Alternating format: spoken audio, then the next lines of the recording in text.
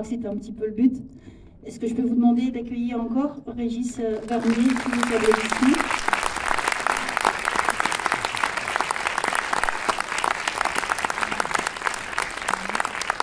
Alors, je pense qu'il a mérité une petite récompense de douceur. Les chocolats Papillon, notre super chocolatier d'Orléans. Vous connaissez ce petit écrin. Voilà, c'est pour vous motiver à écrire le prochain. J'ai vu mon cardio, j'ai pas le droit.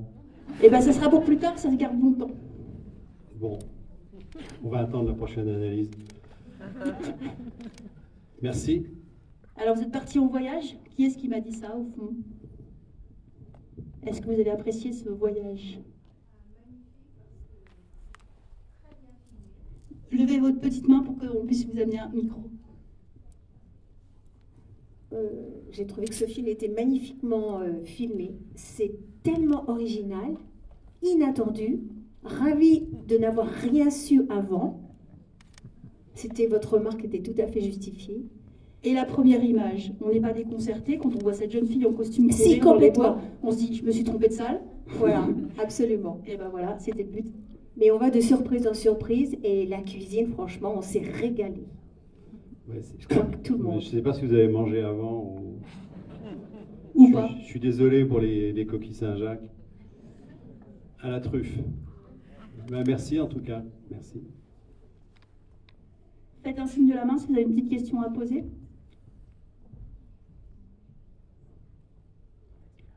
Alors moi, j'avais une question à poser à Régis Varnier. Ouais.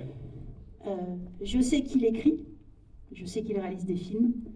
Quel est le plus satisfaisant dans la réalisation? L'écriture ou la réalisation? Je ne fais pas de choix. C'est pas la même chose, pas du tout la même chose. L'écriture, c'est solitaire. Même s'il arrive d'écrire à deux, de co-scénariser, mais souvent l'écriture, c'est un travail solitaire. Moi, j'adore le travail d'équipe, donc j'aime beaucoup aussi la préparation et le tournage. J'aime le montage jusqu'au bout, enregistrement musique, mixage, enfin voilà. Je dis, il y a un seul truc, il y a deux moments compliqués pour un metteur en scène qui sont moins intéressants. C'est l'attente du financement. Oui, non, mais parce que ça a des conséquences, c'est-à-dire que voilà, vous contactez des techniciens avec qui vous aimez travailler, dont vous connaissez le talent ou l'amitié. Pareil pour des acteurs à qui vous proposez le scénario, qui vous disent oui, et puis à un moment, ils vous disent t'en es où du financement, de la production, parce que j'ai une offre qui m'intéresse, etc. Donc on ne peut pas obliger les gens à attendre une production encore un peu hypothétique. Donc c'est un moment très compliqué, c'est très tendu. Voilà. Ça, et le deuxième moment le plus terrible pour un metteur en scène, ça va vous surprendre, c'est le jour de la sortie. Non, je peux vous raconter si vous voulez, je vous raconte le classique, parce qu'il ne faut pas croire que quand un film marche, c'est assez rare quand un film marche vraiment. Donc c'est un jour, en plus, on devient complètement crétin. Il y a des signaux qu'on vous envoie et on ne veut pas les entendre. Vous savez qu'à Paris, enfin, je ne suis pas ici, mais il y a une séance effrayante qui est au cinéma des Halles à 9h du matin. Donc à 9h30, il y a déjà des chiffres. Là, vous avez un coup de fil du distributeur qui vous dit, tu sais, la séance de 9h au Halles, pour ton film, ça ne veut rien dire en fait. Donc, là, il faut comprendre.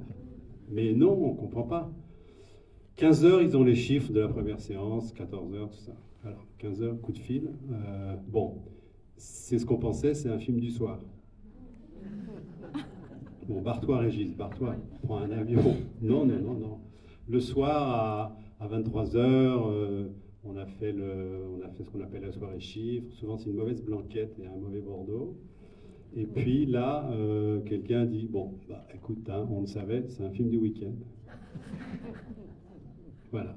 Et le week-end ou le lundi, on a les chiffres et quelqu'un dit, bah, maintenant, il n'y a plus que le bouche-oreille. Voilà. Mais là, dès le premier signal, on devrait se barrer. Et non, on croit, c'est extraordinaire comme on est naïf ce jour-là. Voilà. Mais même, je veux dire, même si un film démarre formidablement bien, que tout le monde est content, il y a toujours quelqu'un pour vous dire, t'as vu ce qui sort la semaine prochaine? Voilà, donc le plus intéressant, c'est quand même de faire. Voilà, faire, travailler, rêvé au début, écrit. Moi, j'aime bien quand peu à peu l'équipe arrive, les costumes, la décoration, mon assistant, ils font le plan de travail. Il y a un moment où tout le monde bosse, ils n'ont plus besoin de moi, parce qu'ils sont chacun sur le boulot. Moi, je rentre dans les bureaux, je me fais virer. J'aime bien ça. J'aime beaucoup aussi le casting, rencontrer les acteurs, faire les lectures avec les acteurs. Moi, je fais des lectures un par un, parce que j'estime qu'entre le metteur en scène et l'acteur sur un rôle, par exemple avec Julia, ce que je lui dis, c'est un secret entre elle et moi. Ça ne regarde pas ses partenaires. Parce que j'ai une relation à son rôle et à elle. J'en ai une autre avec Julien, qui joue Antoine, ou avec Clovis.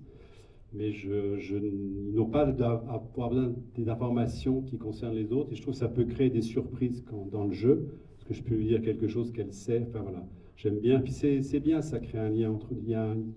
C'est un pont entre nous, ça c'est un moment formidable. Il y a un autre moment très important dans la direction d'acteurs, je dis ça si jamais il y a des gens qui rêvent de faire du cinéma ici, ça a l'air de rien, mais c'est quand on travaille sur maquillage, coiffure, costume. Parce que là on ne parle que du personnage en fait. Quand on choisit une couleur, quand on choisit une matière, quand on choisit des changements de costume, à quel moment il change, à quel moment il récupère un costume d'avant, comment il est coiffé, etc. Tout ça.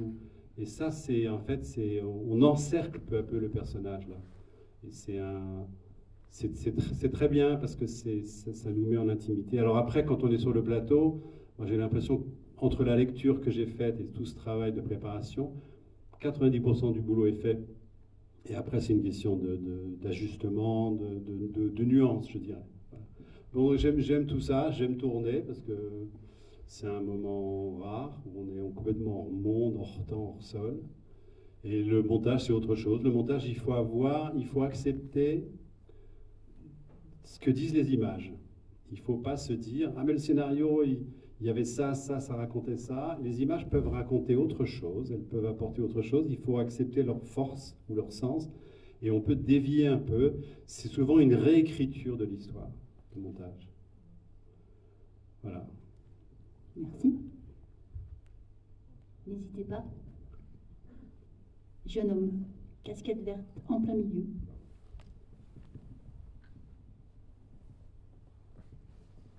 Bonsoir. Moi, je voulais juste vous demander pourquoi Taïwan, en fait. Alors, pourquoi Taïwan Pourquoi Taïwan bon, j'avais le scénario que j'avais en tête, c'était une disparition, vous avez compris.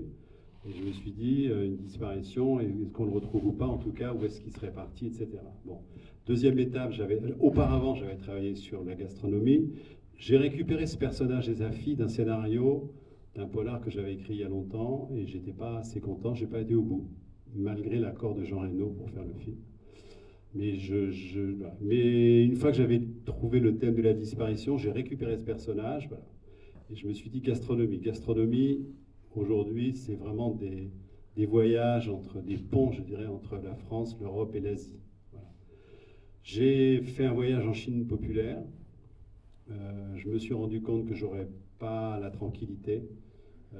Censure, surveillance, le scénario, les répliques, que je ne pourrais pas engager les acteurs que je voulais. Donc je me suis dit, je renonce à la Chine populaire. Le Japon est un pays qui a une telle civilisation, une telle culture, que c'est un scénario qui devrait se traiter différemment. Donc je réfléchissais à la Corée du Sud ou à Taïwan. Voilà.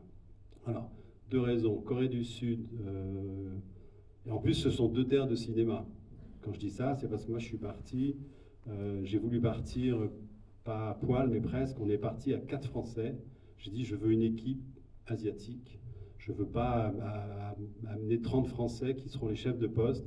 Et on va, comme d'habitude, donner aux Asiatiques les rôles subalternes, ce qui est toujours très déplaisant pour des gens qui savent faire du cinéma. Et puis, la cuisine taïwanaise, chinoise, est beaucoup plus raffinée que la cuisine coréenne, même si ça bouge en Corée. Et il y a un autre élément, les producteurs avec qui je travaillais avaient déjà une expérience à Taïwan où il y a des financements. Voilà. Ils ne vous donnent pas l'argent à vous, ils donnent l'argent à une production locale avec laquelle vous devez vous associer. Voilà. Donc j'ai dit, moi tout me va, donc j'ai fait un voyage, puis 2 à Taïwan. Je leur avais dit, il faut que je trouve les décors, il faut que je trouve les acteurs, l'équipe technique et la cuisine, et un chef. Voilà. je suis parti à Taïwan. Ça a été assez compliqué quand même. Enfin, compliqué avant, pareil, pour les accords, pour le financement, pour plein de choses. Mais une fois que, ça c'est de la mise en scène, une fois qu'on vous donne une caméra, des acteurs et des lieux, et que vous avez le droit de tourner, ça a été une équipe formidable. Et puis j'ai trouvé aussi cet acteur, Lian, qui s'appelle JC, qui est, que je trouve assez formidable. Je trouve qu'il a un charme. Puis il est énigmatique, quoi. On se dit, il doit savoir quelque chose, celui-là. Je sais pas. Voilà. Et c'est intéressant parce que lui, il n'avait jamais travaillé avec des metteurs en scène occidentaux. Et il en était très heureux parce qu'il faut savoir qu'à Taïwan, un metteur en scène, c'est intouchable, trop de respect, on ne lui parle pas. Et c'est des stars. Personne ne les approche si eux ne viennent pas vers vous. Donc les acteurs ne parlent pas à Haussaussienne, à Angli, tout ça. Et Jesse me disait que quand il faisait bien son boulot, on lui disait rien, et que quand il ne le faisait pas bien, il se faisait engueuler. Nous, c'est pas moi, c'est différent. Donc dès qu'il y a une bonne prise, je vais lui dire, on discute, on refait, voilà. Donc ça, c'était très, très, très agréable. Et puis, vous savez, les techniciens et les acteurs de quelques pays qu'ils soient, ils ont une conduite et un langage particulier. Et ils se retrouvent, ils se reconnaissent. Ils n'ont pas toujours besoin de parler la même langue pour pouvoir travailler ensemble. Voilà pourquoi Taïwan. Merci beaucoup. Et c'était en numéro 1, c'était cuisine, terre de cuisine, terre de cinéma. Terre de gastronomie.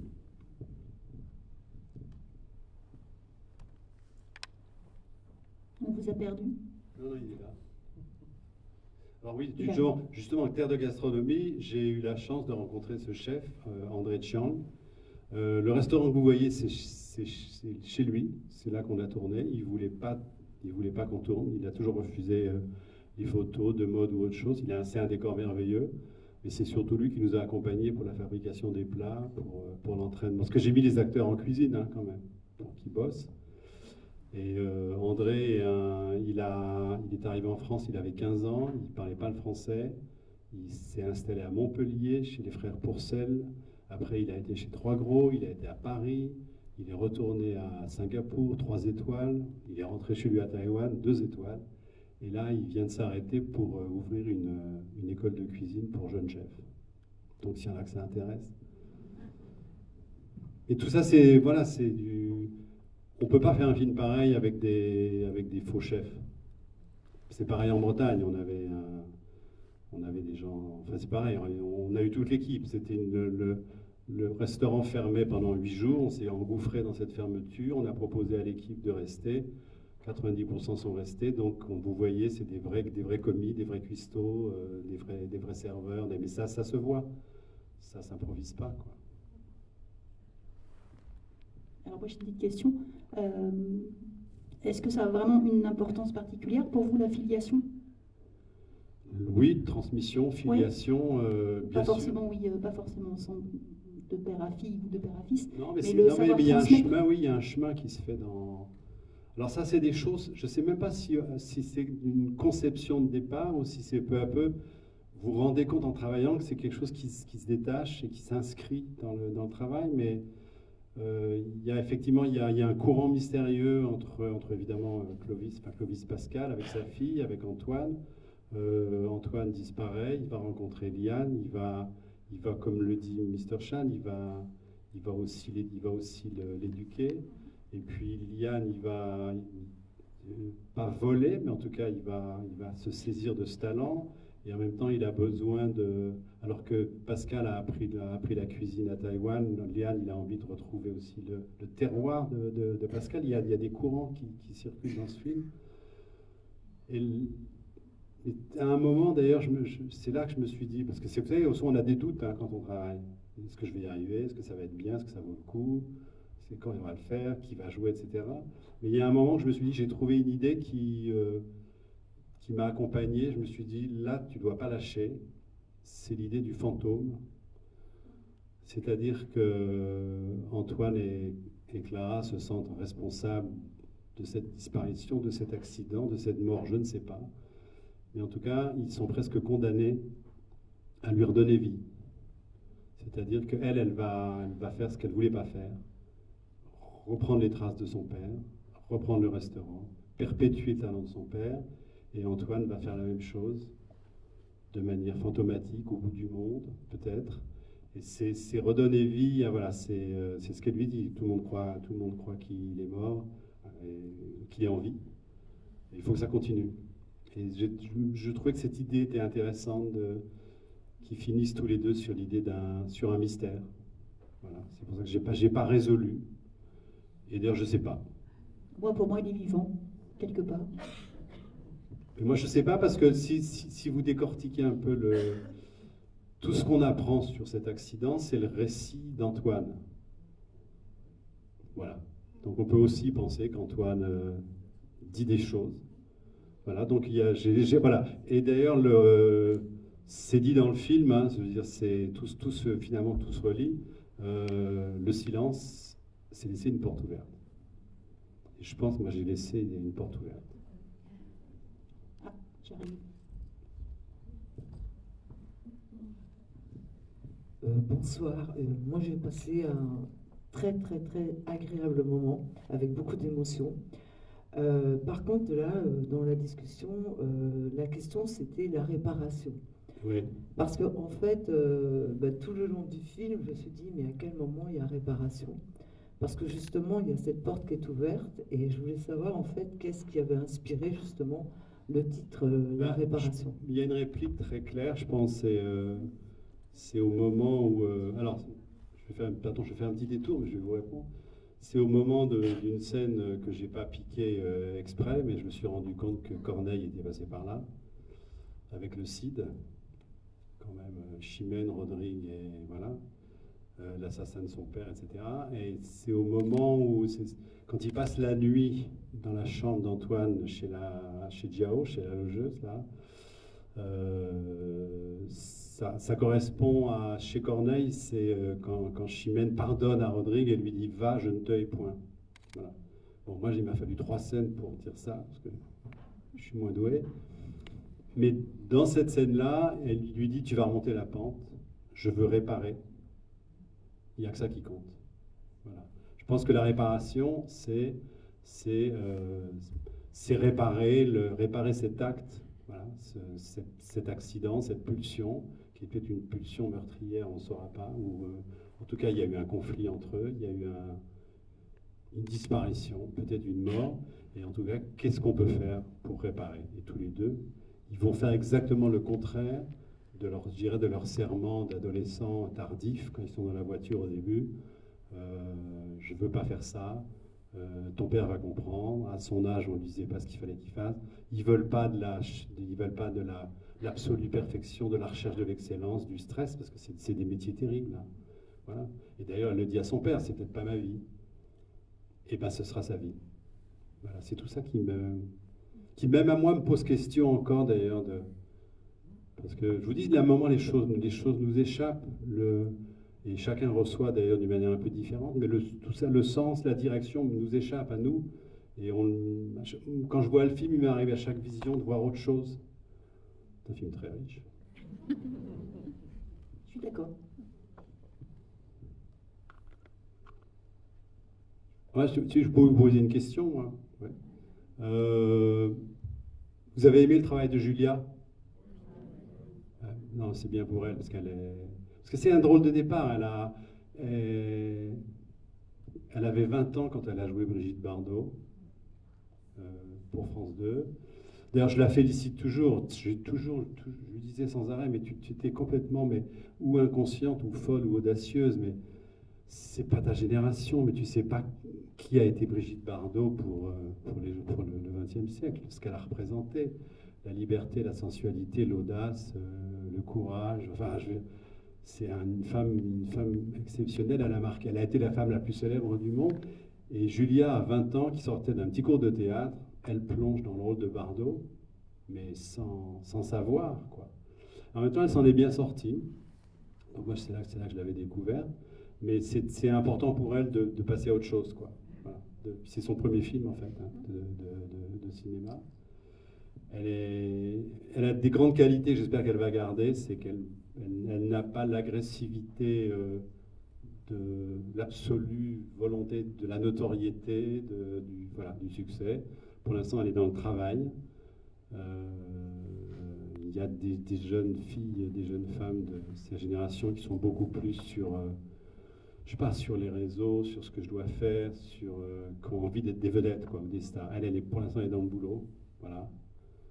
Un peu trop d'ailleurs, parce qu'on a fait une avant-première à Rennes. J'ai l'impression qu'elle allait prendre le ski quand elle est arrivée. Elle s'en fout. Elle avait un pull orange, un jean tire-bouchon et un blouson rouge. Je lui dis, mais tu vas à la benne, là? Parce que je dis, on est en Bretagne. Hein, j'ai la photo. Hein. Voilà. Donc on va lui expliquer quand même. Mais c'est ça qui est bien, c'est ça qui est bien. Et alors, elle a quelque chose de très particulier. Elle va très très très vite sur l'émotion. Donc il faut être prêt. Il ne faut pas se tromper nous. Il faut que la caméra soit prête, qu'on sache où on va, que les partenaires soient prêts, parce qu'elle va donner très vite tout de suite.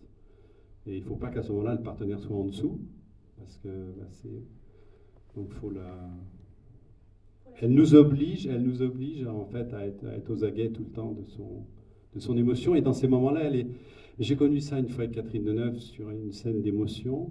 Il y a un moment où on ne peut plus approcher l'actrice parce qu'elle est en train de faire son travail. Elle sait que dans 10 secondes, on va dire moteur, et que dans 20 secondes, elle doit être bouleversée. Et alors, elle ne veut pas être bouleversée avant, si on ne peut pas, parce qu'on n'a pas encore tourné. Donc, elles sont insaisissables. Elles se baladent comme ça. Elles cherchent, elles attendent et je ne peux pas leur parler. Et quand j'essaie de leur parler, elles foutent le camp. Voilà. C'est très étrange. Mais Julia m'a fait ça au monastère, lorsqu'elle va retrouver Antoine. Je ne pouvais pas lui parler. Mais c'est bien. Voilà. Puis dès qu'on a dit moteur, elle a donné, quoi. Non, voilà, je lui souhaite, en tout cas, je lui souhaite une belle carrière. Surtout des beaux rôles, parce que c'est ça dont elle a envie, c'est de travailler. Elle a beaucoup d'humour aussi. D'ailleurs, quand elle était avec Julien, vous l'avez peut-être vu dans Le Comte de Monte Cristo. Ouais. C'est le jeune Andrea, celui qui tue son père au procès.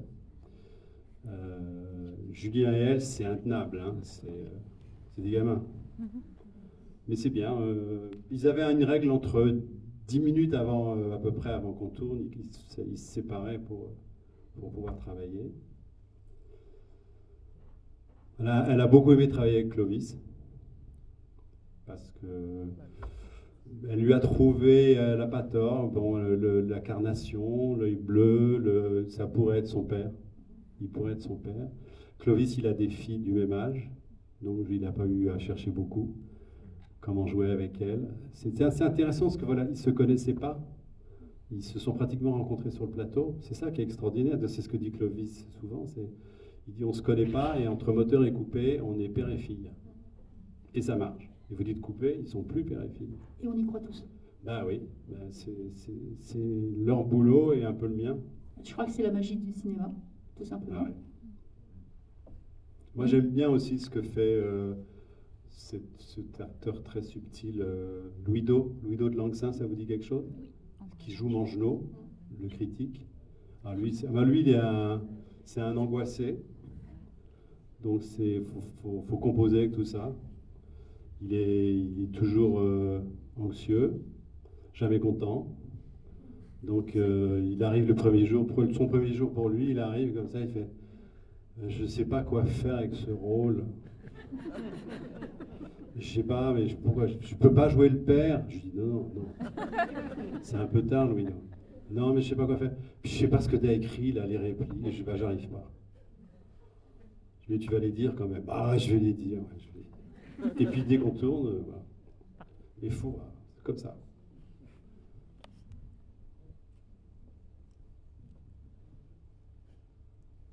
D'autres questions?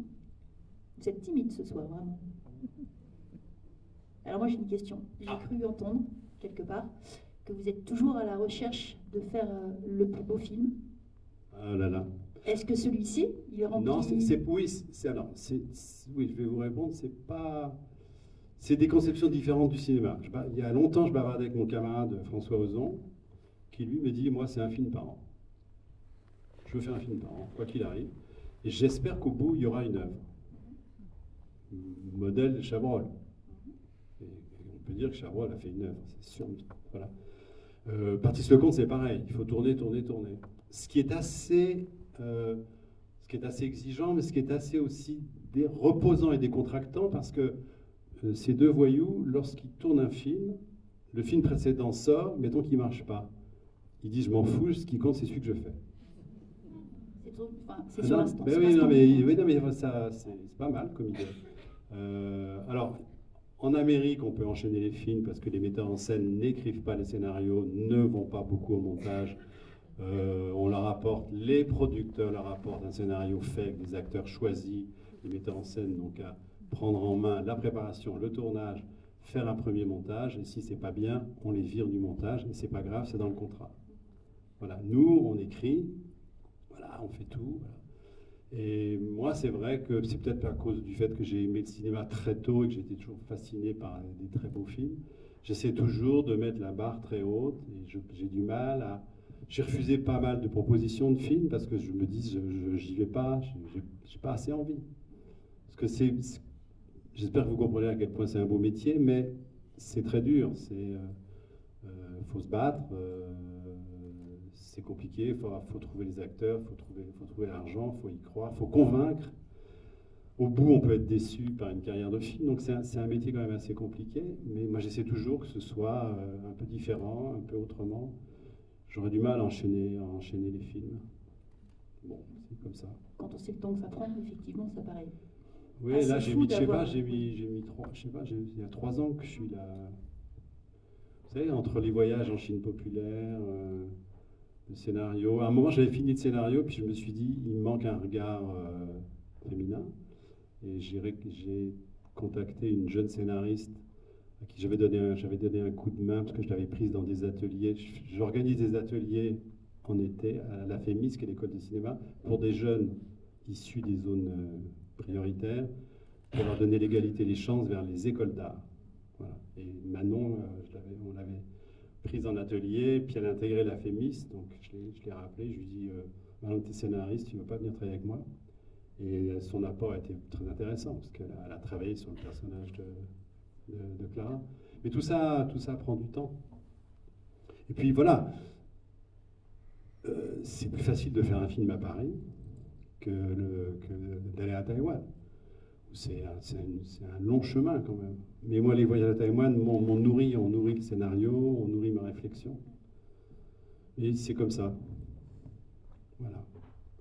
Et au niveau repérage, j'ai l'impression que ça doit prendre un temps fou. Pour le repérage en France, j'ai un grand merci à ma chienne. Mais c'est votre terrain de prédilection, la Bretagne. Que j'ai promené dans... Non, mais à un moment, vous savez comment, tiens, le repérage, à votre avis, en Bretagne, par quoi j'ai commencé? Par quel décor j'ai commencé le repérage? Quel décor où? Qui a dit la forêt? Et la forêt est le lieu de l'accident. Capital. Il faut trouver ça, la forêt, il faut trouver la falaise. Voilà. Alors, et une fois que j'avais trouvé ça, je me suis dit, maintenant, je vais chercher le restaurant. Parce que je pense que c'était plus facile de trouver le restaurant une fois qu'on a choisi le... J'ai essayé de tourner chez Rollinger, les épices, à Cancale, et là, ils ont toujours refusé. J'ai insisté, donc il y a eu un conseil de famille, et papa Rollinger a dit non, on n'a qu'une position, on ne fait pas de cinéma. Voilà, donc, et finalement, j'ai travaillé à 20 minutes de chez moi, à Pont-Aven, dans un formidable endroit, voilà, le moulin de Rosmadec. Sous la lumière de Pont-Aven. Oui, avec un chef, Sébastien Étoilé, il a amené une étoile au moulin. Et c'est le contraire du Taïwanais. Hein. Le Taïwanais, Sébastien, c'est... Voilà. Mais j'ai mis des acteurs chez Sébastien quelques jours, ils n'en pouvaient plus. Là, ce qu'il expliquait tout. Voilà. Mais bon, c'était... en même temps, l'accessoiriste, on avait une accessoiriste formidable qui venait de faire ce Substance. Donc elle a fait 4 mois d'hémoglobine. Elle n'en pouvait plus. Et là, je lui ai dit, maintenant, il y a la bouffe. Elle était très inquiète. Mais en fait, les deux chefs et en France et à Taïwan, c'est eux qui ont fait tous les plats qu'on voit. Ça, c'était pas prévu, hein, ils ont été formidables. Voilà. Et donc, une fois que j'avais trouvé la falaise, bah, j'ai regardé la photo, puis après, voilà, j'ai pris le moulin de Rosmadec, et voilà. Mais c'était les repérages faits avec mon toutou. Et ça, c'est un moment, pour moi, c'est des moments... Voilà, mais bon, quand je parle d'Ozon ou de ça, ils font pas ça. Mais il y a des repéreurs, vous savez, il y a le métier, maintenant, il y a des repéreurs, il y a des... Quand j'ai commencé le cinéma, il y a plein de métiers qui n'existaient pas. Il y a repéreur, il y a capitaine des ventouses. Vous savez ce que c'est? Capitaine des ventouses, on appelle ça ventouser. Vous mettez des plots orange et blanc, puis peu à peu, les voitures s'en vont et vous mettez des voitures à vous pour pouvoir mettre vos camions quand vous arrivez pour tourner dans les rues de Paris. Et voilà, il y a capitaine des transports, il y a quelqu'un qui s'occupe des caravanes pour les acteurs. Enfin, avant tout ça, c'était un seul métier. Nous, c'était un film, voilà, on n'a pas beaucoup de sous, il n'y a pas de caravane. Ah, mais c'est souvent insupportable. Je vous dirai pas les bagarres entre acteurs. Sa caravane a 20 cm de plus que la mienne. Non, mais je connais un acteur célèbre qui a quitté son agent pour ça. Si vous saviez. Non, on veut savoir, on veut bien. Non, parce qu'il est sympa. Ah bon, alors s'il est sympa, on lui pardonne. Il est sympa. Il est breton. Ah bah forcément. Aïe, la sarcelle. Oui. Ah, une petite question devant? Ou une grande question, on ne sait pas. Moi, ça va, merci. Moi, une toute petite question, c'est par rapport au temps qu'on voit sur l'affiche, justement. Est-ce que du coup, tout ce qui se passe autour des plantes qui sèchent, je suppose qu'il y a des épices et tout ça, est-ce que ça, c'est réel ou c'était... C'est les deux. C'est-à-dire que dans ce monastère-là, taoïste, où on a travaillé, il y a effectivement des cueilleurs, enfin, c'est des moines hein, qui vont dans la forêt, dans la montagne, et qui cueillent des choses. Alors il y a des choses qui ne sèchent pas, des choses qui font sécher. Voilà, évidemment, je m'en suis servi. Et d'ailleurs, j'avais fait un repérage, mais on n'a pas pu tourner là-bas. J'avais fait un repérage avant dans le Vercors. Et j'avais, alors que j'oublie le nom de cette ville, dans une vallée pas loin de Grenoble, au pied de la montagne et de Champs-Rousse. Et le chef m'avait dit, on parlait de potager, de verger, il m'a montré la montagne, il m'a dit, mais voilà mon verger. Et vraiment, là, les gens, ils vont vraiment chercher les plantes. C'est un endroit un peu le bout du monde. Hein, Alors après, je me suis inventé que notre camarade Yann va chercher ces ingrédients là-bas, mais ça doit arriver. Et le fameux Tana existe, cette herbe de l'Est de Taïwan, elle existe et c'est vrai qu'on la trouve pas ailleurs. Tout ça, c'est des choses que j'ai apprises avec les chefs.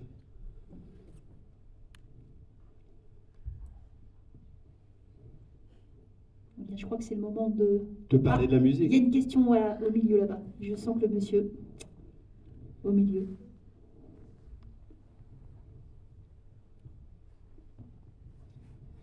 Oui, j'aurais voulu savoir s'il y avait quelques pièces de puzzle que vous ramassez encore pour le prochain film et avec cette soif de transmettre qui apparaît dans le film, mais que je sens aussi à travers vous.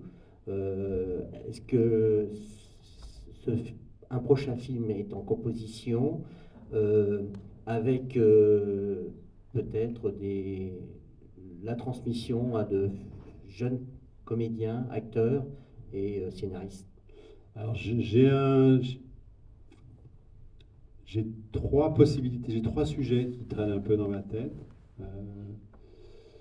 J'ai écrit 2 livres, hein, donc pendant que je faisais pas de cinéma. J'ai écrit un roman qui a 500 pages dans lequel il y aurait quelque chose que je pourrais sortir et faire un film. J'ai écrit un autre roman qui pourrait donner un film ou une pièce, d'ailleurs, je ne sais pas. Mais j'ai une 3e idée qui m'intéresse encore plus. Mais là, c'est pas le moment. Ça fait tant que le film n'est pas sorti. Je prends des notes. Voilà. Mais est-ce que ce serait un sujet de transmission, en tout cas d'échange? Voilà. Quelque chose comme ça, plus. entre deux personnages, des personnages très différents. Je ne vais pas vous raconter ça parce que... Voilà, je vais dire un mot quand même, moi, parce que ça me fait plaisir, sur mon musicien, enfin qui n'est pas mon musicien d'ailleurs, qui est un ami italien, voilà, que je trouve très doué. On a fait le premier film ensemble, La femme de ma vie. Voilà. Et puis on est potes, donc il a écrit un poème symphonique sur l'océan, et le premier mouvement que je trouvais très beau, je lui ai dit mais je peux l'avoir pour le film. On l'entend, il m'a dit bah bien sûr, et je lui ai dit mais tu peux pas faire le film en fait, et voilà. Et Romano a travaillé comme ne prennent pas le temps de le faire les musiciens traditionnels. Un musicien de film, souvent, il part avec une copie du montage. On n'entend pas parler de lui. Il vous envoie un thème au piano, peut-être. Il choisit à quel moment on met la musique, à quel moment elle s'arrête. Et souvent, il vous apporte ça la veille du mixage. On peut être déçu, on peut être surpris, on peut ne pas être d'accord. C'est toujours après compliqué. Mais avec Romano, on a travaillé main dans la main. Il était souvent à Paris, il venait au montage. Si on enlevait 3 secondes, il reprenait sa musique. Enfin, voilà. Il a fait un travail d'artiste. Il était beaucoup plus proche du film que les musiciens de manière traditionnelle, quoi. Mais j'aime bien son travail, parce que je trouve que sa musique, elle enveloppe le film. Il y a 3 thèmes en fait, hein. Il y a le thème des amoureux. Il y a le thème taïwanais qui démarre lorsqu'on arrive à Taïwan. Il y a 4 notes. Et puis il y a le thème que j'appelle le thème de l'océan, là, qu'on entend aussi souvent. Voilà. Et c'est un très beau boulot. Ça colle parfaitement avec l'image, je trouve. Eh bien, je crois que c'est le moment de vous remercier d'être venu. Non, il n'y a pas une dernière. Moi, je ne veux pas partir. Ah. Il y a une dernière question ou pas? Allez. Ah. Oui, Ça y est. Ça y est. Ça se déclenche. Là.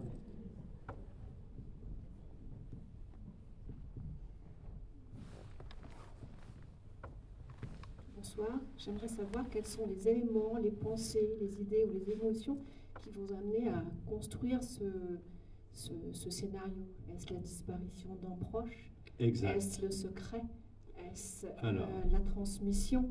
Est-ce un feeling avec l'Asie? Est-ce la gastronomie? Vous avez répondu.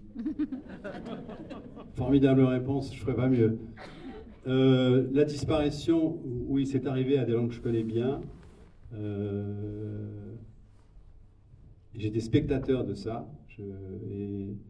J'ai examiné de près ou de loin, ça dépendait des moments, mais les réactions face à une disparition. Donc il y a les gens qui ne veulent pas ne pas y penser, qui ne veulent pas s'en remettre, qui veulent enquêter, qui remuent ciel et terre, qui engagent des détectives. Enfin, il y a plein de choses, qui font des enquêtes sur la vie de la personne disparue, qui vont frapper à des portes. Enfin, et il y a des gens qui décident que la vie, ça ne peut pas être ça pour eux, qui essaient de vivre et de moins y penser ou de compter sur, je ne sais pas, le hasard ou la police. Je sais pas. Donc ça m'avait frappé. Et en fait, c'est ça qui m'a remis à l'écriture. Et je vous dis, j'ai récupéré un des personnages que j'avais écrit il y a longtemps, un chef et sa fille. Et je me suis dit, bah, c'est eux. Voilà, j'ai la thématique, j'ai les personnages, et maintenant, au travail. Voilà. Et peu à peu, effectivement, je vous dis, il y a eu tout le chemin, oui, de la transmission. Pour moi, c'est des auteurs, quoi, c'est des créateurs, les grands chefs. C'est des créateurs comme des écrivains, comme des peintres, comme des musiciens. Ils créent quelque chose. Et c'est vrai que c'est une source d'inspiration pour d'autres, quoi. À quel moment on prend, à quel moment on vole, à quel moment on donne, voilà. Mais c'est vrai que ça m'a accompagné dans le travail, mais le point de départ, c'est la disparition, quoi. Et comment on vit avec ça. Alors je l'ai entouré de romanesque, voilà. Mais c'était le creuset de départ. Je vous ai répondu? Vous aviez déjà répondu.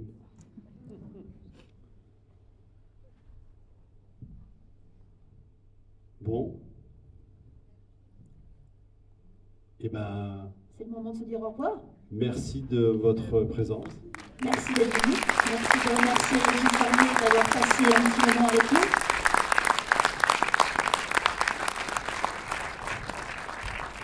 Bonne fin de soirée à tout le monde. Prenez soin de vous.